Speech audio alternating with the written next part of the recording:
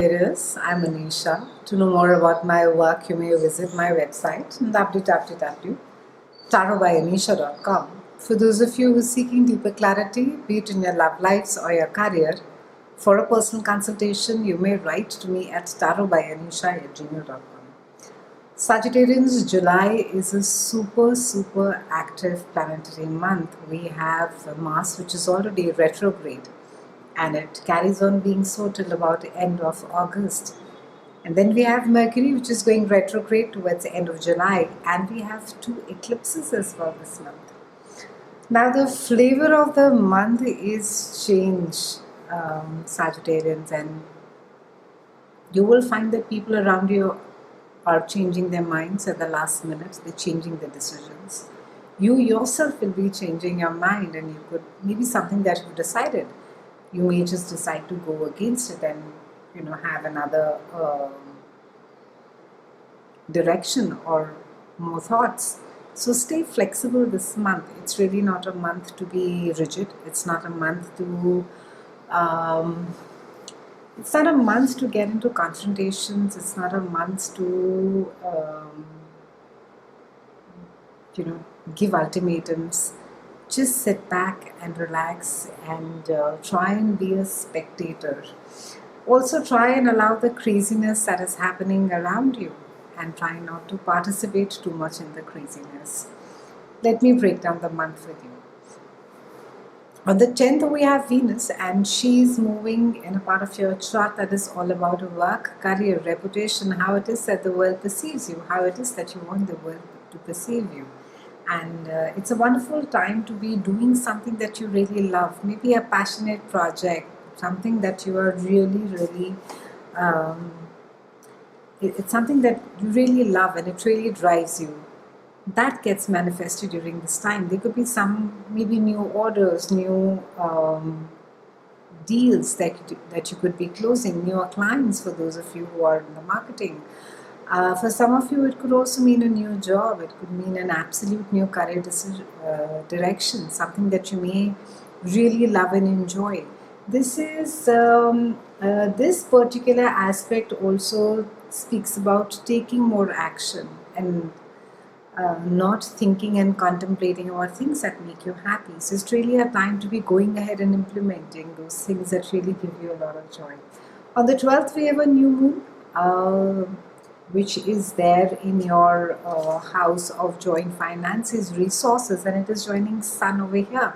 So new moon, solar eclipse energy is all about creating new collaboration. Maybe you could be getting together with somebody and starting a lovely business venture. You could be, maybe your partner gets some kind of a raise or a bonus and you benefit through your partner's finances. And this is also a time where you will see that you're more contemplative as far as psychological issues are concerned. You think the thoughts around issues which have to do with psychology, maybe even studying about it. You could be drawn towards esoteric subjects. A lot of you will also be focusing on astrology, tarot, wanting to delve deeper into the realms of the mind. It's a wonderful time to be getting therapy as well, should you need so. On the 23rd, we have Sun that moves into your house of expansiveness. This is a house which expands your mind, spirituality. It's a house of travel, long distance travel. And this is also the house of learning. So maybe a travel will get you in some way it's going to enrich you. It's going to open up your mind. Maybe some of you could be dealing with a lot of foreign officers during this time. You could be dealing with different from people who are from different cultures, ethnicities, and you could be imbibing their work culture into yours, or they could just be your way of understanding as to how it is that the other countries and people operate. So a lot of opening, expanding of the mind is going to be happening along with travel. On the 27th, we have Mercury, which goes retrograde till about 20th of August. And this is happening in your house of expansion of the mind and spirituality. So a time really to think that how it is that you contribute to the world at large. what is your role, how it is that you find yourself giving back. And it's quite a serious, and I would say more than serious, it's something that could have been concerning you fleetingly, but you could actually use this time to turn it into a direction. So if poverty has been bothering you, or if abandoned animals have been bothering you, this is a time where you can actually reflect, think upon, and maybe connect with people who are doing some similar work, and you could do some research. You can find out more as to how it is that you can contribute. This entire retrograde is about where it is that you really fit in the scheme of things as far as life is concerned. This goes beyond you, Sagittarians. It's about you really giving back. And this is really not on the giving back to the society because you live there, but it is really doing things for people who are not able to do it for themselves, people who are not so fortunate. Try and, of course, finish all your negotiations and try and finish all your deals by the 27th, because that's the time when Mercury goes retrograde. We also have a full moon lunar eclipse that is there in your house of communication and negotiation, and this is there on the same day on which Mercury goes retrograde. So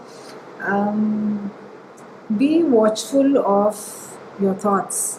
Be watchful of how it is that your thought process is moving. Are you being too obsessive about certain things? Are you maybe, are you maybe trying to look at things which don't exist? Or are you just, in certain cases, it could just be that you're not aware enough, that you really need more mental awareness. You need to be more in the present, and there has to be I would say a lesser of just blurting things out, but thinking more, thinking consciously. I think that is what it calls for. It's been a pleasure speaking with you, Sagittarians. I'll see you again soon, and thank you so much for watching.